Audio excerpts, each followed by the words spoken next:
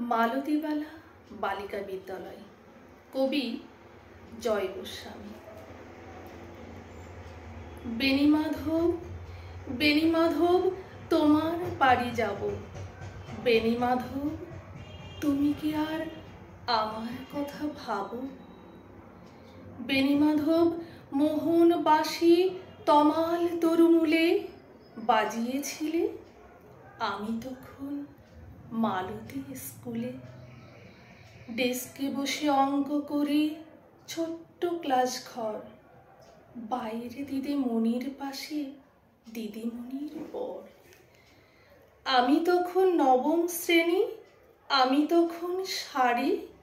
আলাপ হলো বেণীমাধব সুলেখাদের বাড়ি।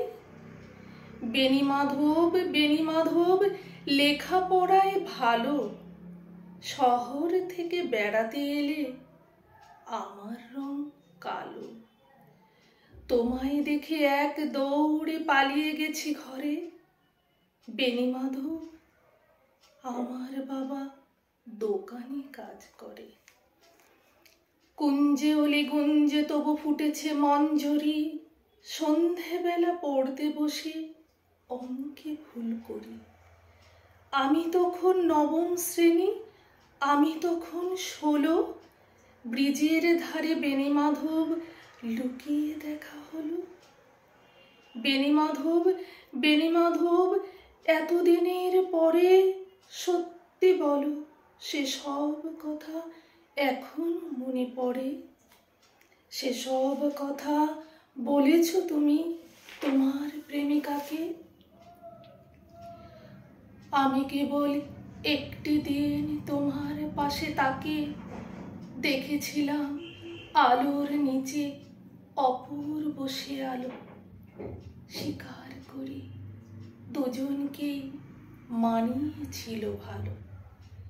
জুড়িয়ে দিল চোখ আমার, উড়িয়ে দিল চোখ। বাড়িতে এসে বলেছিলাম ওদের ভালো হোক।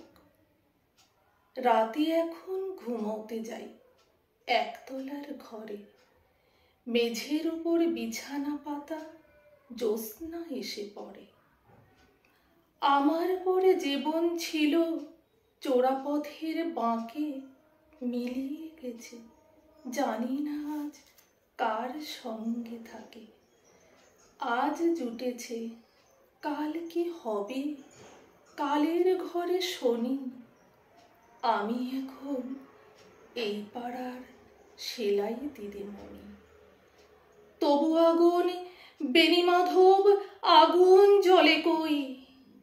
কেমন হবে আমিও যদি নষ্ট মেয়ে হই? নমস্কার।